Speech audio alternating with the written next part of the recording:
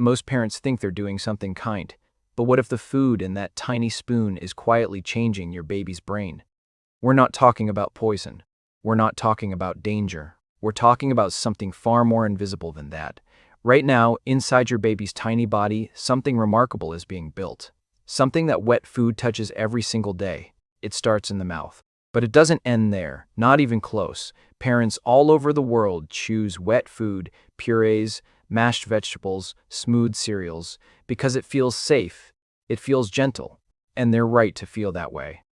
For a baby under 6 months, wet food isn't just preferred, it's biology. But here's where it gets interesting. What happens after 6 months, when wet food stays, and nothing else ever comes? Scientists have been asking this exact question for decades, and what they found inside the baby's brain changes how we think about feeding entirely. Your baby's brain at 6 months is growing faster than it will at any other point in their entire life. Every texture, every temperature, every new taste, these are not just food experiences, they're neural events. When your baby's mouth feels something, rough, smooth, lumpy, warm, that signal races up to the brain in milliseconds. That brain lights up, new connections form, a tiny invisible bridge is built. And that bridge? It stays forever. Now imagine that every single day your baby feels only one thing in their mouth.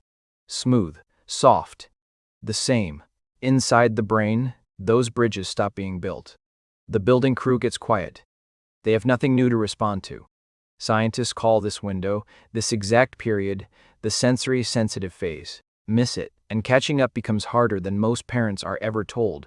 But here's what most parenting books skip entirely. This isn't just about the brain. It travels somewhere else too.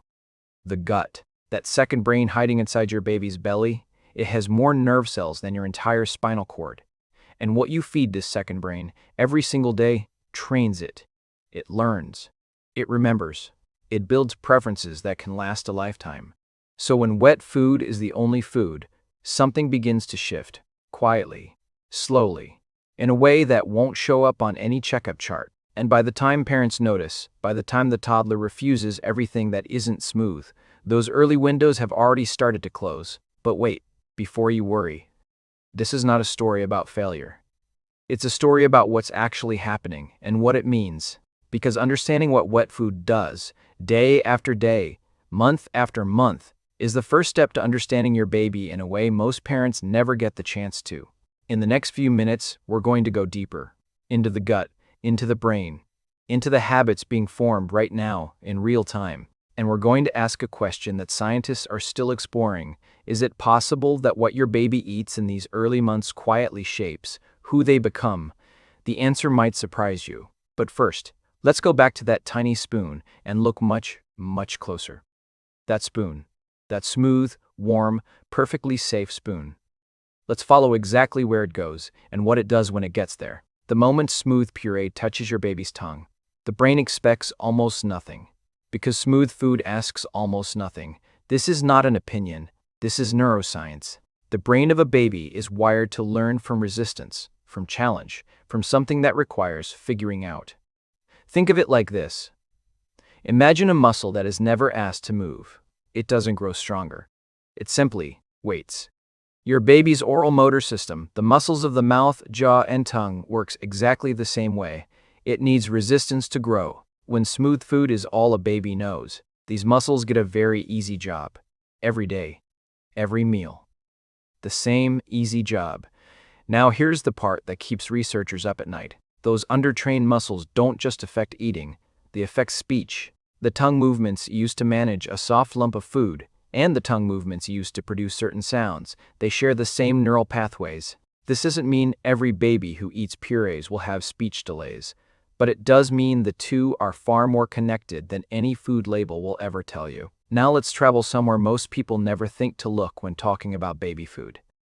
Let's go into the gut and meet the residents living there. Inside your baby's gut live trillions of microorganisms. Scientists now call this ecosystem the microbiome, and it is being built right now by what your baby eats. A diverse diet feeds a diverse microbiome, but a diet of only smooth, processed food every single day feeds only certain microbes, the same ones, over and over. And here is where it becomes truly fascinating. The microbiome doesn't just help digest food, it sends signals directly to the brain. Scientists call this the gut-brain axis, and for a baby whose brain is still being written, this connection is not a side note, it is a headline.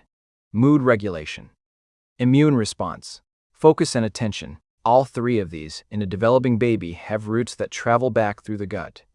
Now let's talk about something parents feel but rarely understand: the baby who cries at new food, the baby who gags at anything slightly different. Most parents call this picky eating, but developmental psychologists have a different name for what's happening underneath. The gag reflex in babies is naturally positioned far forward in the mouth. It's a safety feature. But over time, with exposure to varied textures, it moves backward, naturally, gradually. But if the mouth only ever experiences smooth food, that gag reflex has no reason to move. It stays exactly where it started. Waiting, sensitive, ready to trigger. And this is the moment right here where feeding psychology and developmental psychology fully merge into one picture. A baby who is never challenged in their mouth begins to develop what researchers call oral defensiveness, a heightened sensitivity to anything unexpected in the mouth. This defensiveness is not stubbornness. It is not bad behavior. It is the nervous system doing exactly what it was trained to do: protect against the unfamiliar. And here is something that will stay with you. The nervous system doesn't know it was trained by food choices. It only knows what normal feels like and defends it with everything it has. So what does a baby who has only known smooth food actually experience emotionally when something different arrives in their mouth? That distress is real. It is neurological. And if it repeats, if every new food brings that same alarm response, the baby learns something powerful: new food equals discomfort, and the loop tightens. Each rejection reinforces the pattern, until one day, the parent is standing in the kitchen wondering how they got here. But here, right at this exact point, is where the story stops being about what went wrong and starts being about what the brain is still capable of. Because understanding what wet food does, day after day, month after month, is the first step to understanding your baby in a way most parents never get the chance to. And in the next part, we're going to find out exactly what that means. We left the brain glowing. We left the story open. Now let's finish it, and finish it properly. The most important thing neuroscience has ever told us about the baby brain is that it is not fixed. It is not a finished product. It is a process. Scientists call this neuroplasticity, the brain's extraordinary ability to rewire, relearn, and rebuild at any stage, but most powerfully in the earliest years of life. This means that the patterns built by wet food, the quiet ones, the invisible ones we trace through the gut and the brain, they are not permanent sentences. They are early drafts. So if your baby has been on smooth food and only smooth food, the window is not closed. But it is worth understanding exactly how open it still is. Developmental therapists and feeding specialists agree on one thing: the earlier the introduction of texture variety, the easier the path. But earlier does not mean the only time. The brain responds to new texture experiences at 6 months, at 9 months, at 14 months, at 2 years.